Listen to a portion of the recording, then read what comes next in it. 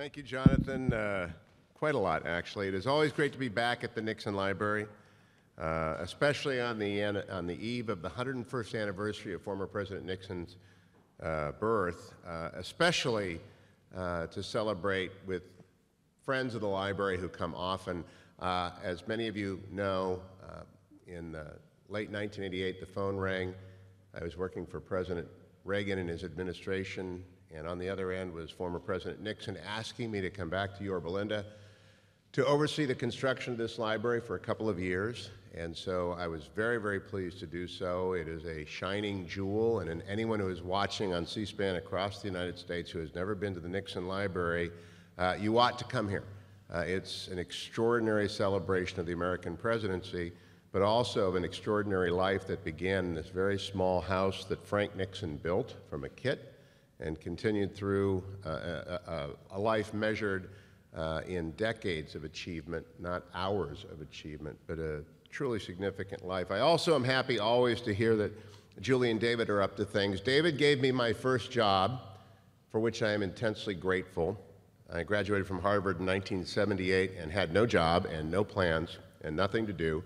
And I ended up becoming an editorial assistant and a researcher for David on his first book, Eisenhower at War, before I went to work for former President Nixon over at San Clemente at La Casa Pacifica as an editorial assistant. But that is not my favorite book by David. And if you leave the library tonight, I would strongly recommend to you that you pick up Going Home to Glory, which is his memoir of living with his grandfather when Ike retired. And it's really special. It's special from the very first part where he describes how Ike and Mamie left the White House in the company of one longtime staff sergeant, one Secret Service car in front of them. They drove up to Gettysburg. The Secret Service guys honked, waved, turned around and left, and Ike and Mamie went into the house and went about their life. That was 1961. What a change, right? What a change. But it also talks about how Kennedy would call Ike and the Cuban Missile Crisis, and how Ike would be a stern grandfather at some points with his grandson David. It's just a magnificent book, and they are happy people. And when I wrote The Happiest Life, it was very easy to include in there stories about Julie and David and stories about President Nixon, because they were crucial figures in my life, which has been a very happy life.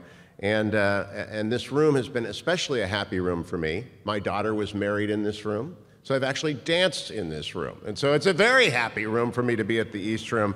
And I'm so glad to be here and to recall its opening when we had 40,000 people and 5 presidents, and unhappy times when we buried the former First Lady and the former President here. And so it's always moving to come back here and to talk about a new book. And I've done it many, many times. And it's always a pleasure to see some of my friends like Carol and Dee Dee and Bruce and other people who come pretty much to every event that I do, and I appreciate it very much. I began last night's radio show with a good friend, Robert C. O'Brien.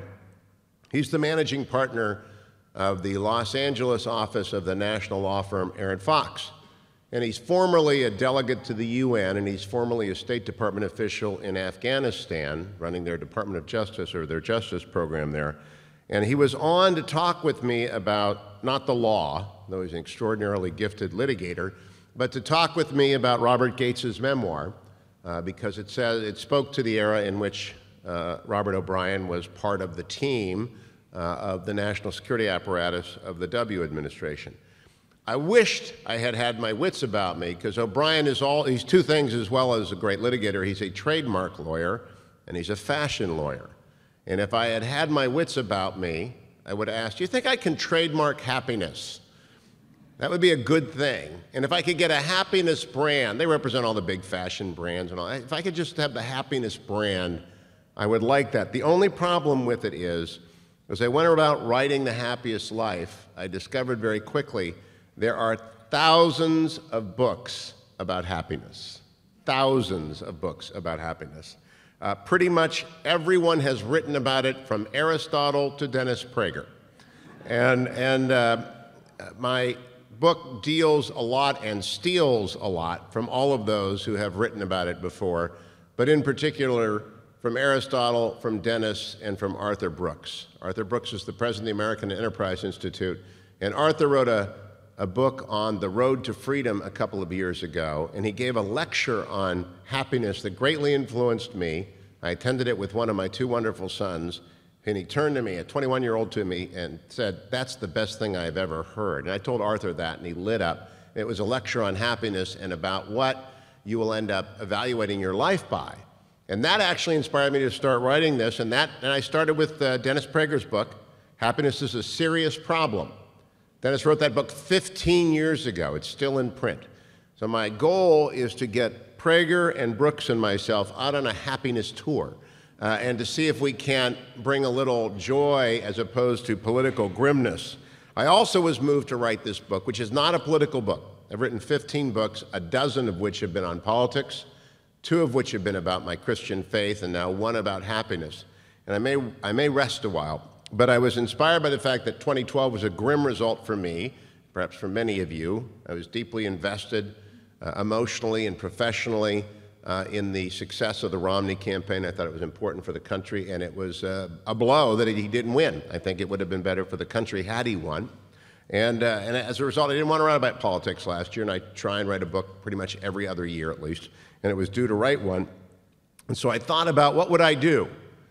And the topic happiness I heard Arthur speak about, and then I thought to myself, I have been in broadcast since 1989.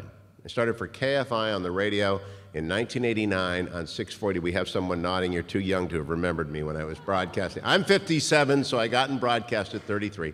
And I had a blast on the weekends, and then I moved to Los Angeles PBS affiliate KCET for a dozen years doing the nightly news and public affairs show, Life and Times, which was on 5 nights a week. And it was a forerunner of Cable Land. It was a local news and talk, Pat Morrison and Ruben Martinez and Kerman Maddox, produced by the wonderful Martin Burns, who died this past year. Just extraordinary, great fun. And then I went on syndicated radio, thanks to the great good graces of Salem Communications and the owners Ed Atzinger and Stu Epperson, who gave me the opportunity to do what I love doing every day, which is 3 hours of radio. And so I've been interviewing people since 1989, and I began to do the math. And if you do 3 hours of radio a day, 5 days a week, that's 15 segments a day, 75 segments a week. And if you only interview people in half of those, you're pretty quickly over 25,000 interviews, not counting callers. So for the book, In the Happiest Life, I make the obviously true claim that I've interviewed more than 10,000 people. And then I made a long list of the most interesting, happy people that I had met. And I reverse engineered what I knew about them to characteristics and discipline about happiness. And then I wrote them down and the context in which they occurred, and out of that came The Happiest Life. And I got to say, Jonathan was very kind to mention at the beginning of this that it has been very widely and well received by an extraordinary array of people. Archbishop Charles Chaput of Philadelphia, a very important person in my life, and I admire him greatly, gave it a glowing review. But so did Jonathan Alter, who, as you know, is an MSNBC analyst and a Bloomberg columnist and a very fine popular historian.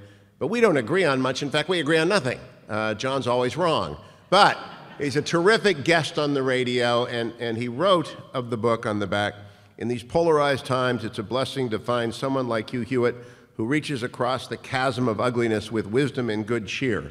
Well, maybe I do, maybe I don't, but I'm glad to have him write that. Eric Metaxas and Terry Pluto, America's finest sports writer, and others. And I got to thinking, why are so many people so nice about this book? And indeed, in my launch this past week, I was in New York during the blizzard, and I had a variety of settings. Larry Kudlow on CNBC. I was on the Fox and Friends morning show, great reception there. I went over and did Morning Joe, but Joe was gone, and so Mika Brzezinski did it, and Mika liked it. I'm astonished that left, right, center, young and old, like The Happiest Life. And so I began to consider that, in fact, all of us, every single one of us, every single day think about our happiness. Or we think about the happiness of those that we are close to.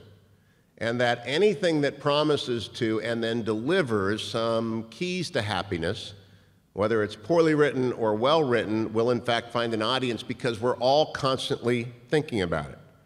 How obvious is that?